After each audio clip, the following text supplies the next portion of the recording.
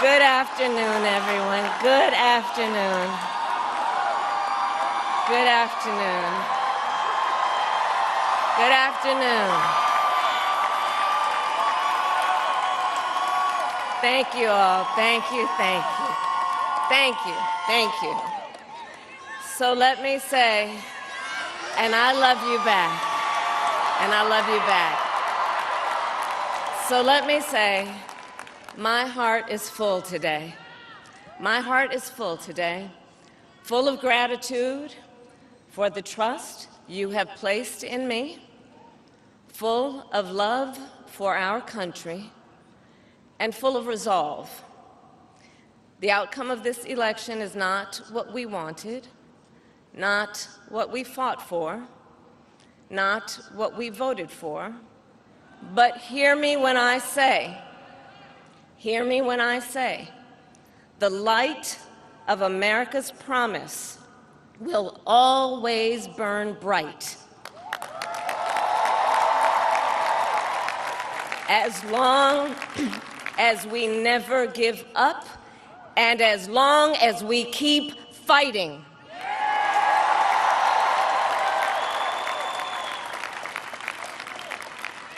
To my beloved Doug and our family, I love you so very much. To President Biden and Dr. Biden, thank you for your faith and support. To Governor Walz and the Walz family, I know your service to our nation will continue. And to my extraordinary team, to the volunteers who gave so much of themselves,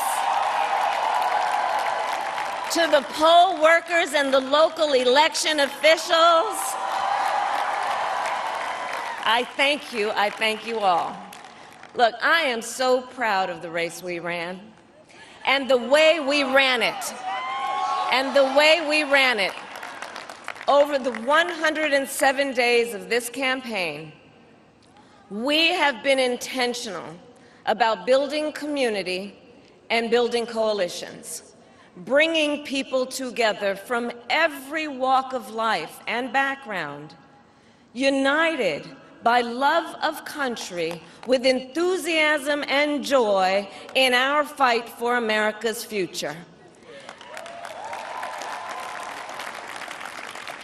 And we did it with the knowledge that we all have so much more in common than what separates us.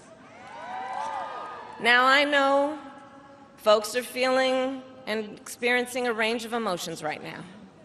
I get it. But we must accept the results of this election. Earlier today, I spoke with President-elect Trump and congratulated him on his victory. I also told him that we will help him and his team with their transition, and that we will engage in a peaceful transfer of power.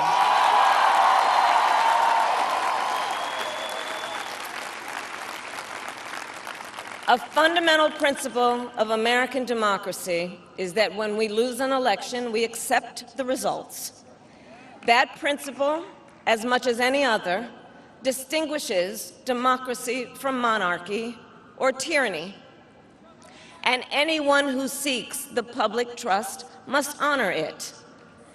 At the same time, in our nation, we owe loyalty not to a president or a party, but to the Constitution of the United States.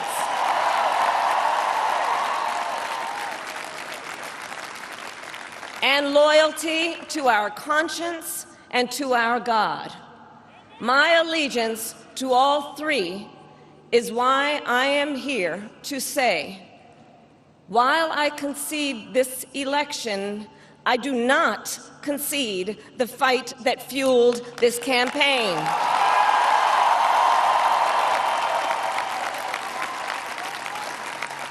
The fight for freedom, for opportunity, for fairness, and the dignity of all people. A fight for the ideals at the heart of our nation, the ideals that reflect America at our best. That is a fight I will never give up.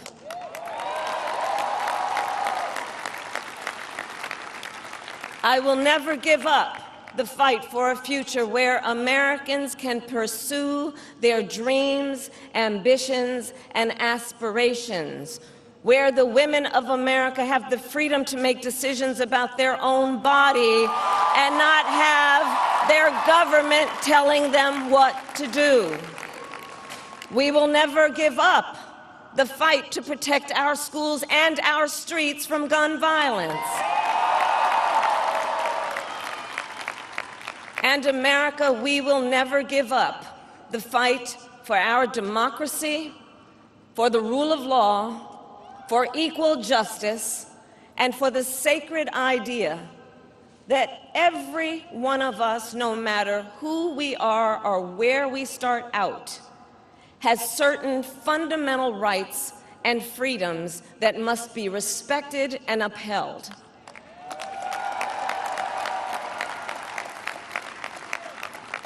And we will continue to wage this fight in the voting booth, in the courts, and in the public square. And we will also wage it in quieter ways, in how we live our lives, by treating one another with kindness and respect, by looking in the face of a stranger and seeing a neighbor, by always using our strength to lift people up, to fight for the dignity that all people deserve. The fight for our freedom will take hard work, but like I always say, we like hard work. Hard work is good work. Hard work can be joyful work. And the fight for our country is always worth it. It is always worth it.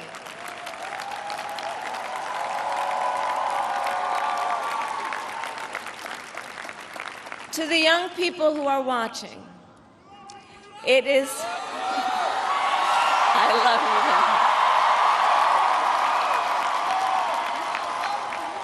you. To the young people who are watching, it is okay to feel sad and disappointed, but please know it's going to be okay. On the campaign, I would often say, when we fight, we win. But here's the thing. Sometimes the fight takes a while. That doesn't mean we won't win. That doesn't mean we won't win. The important thing is don't ever give up. Don't ever give up. Don't ever stop trying to make the world a better place. You have power. You have power.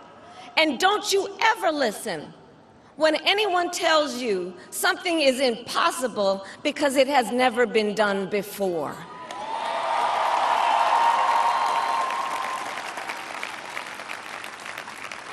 You have the capacity to do extraordinary good in the world. And so to everyone who is watching, do not despair. This is not a time to throw up our hands. This is a time to roll up our sleeves. This is a time to organize, to mobilize, and to stay engaged for the sake of freedom and justice and the future that we all know we can build together. Look, many of you know I started out as a prosecutor, and throughout my career, I saw people at some of the worst times in their lives. People who had suffered great harm and great pain, and yet found within themselves the strength and the courage and the resolve to take the stand, to take a stand, to fight for justice, to fight for themselves, to fight for others. So let their courage be our inspiration. Let their determination be our charge. And I'll close with this. There's an adage an historian once called a law of history, true of every society across the ages. The adage is, only when it is dark enough can you see the stars. I know many people feel like we are entering a dark time, but for the benefit of us all, I hope that is not the case. But here's the thing, America, if it is, let us fill the sky with the light of a brilliant, brilliant billion of stars. The light of optimism, of faith, of truth, and service.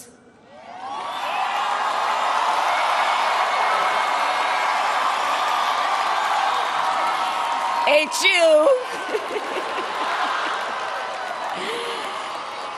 And may that work guide us, even in the face of setbacks, toward the extraordinary promise of the United States of America. I thank you all. May God bless you, and may God bless the United States of America. I thank you all.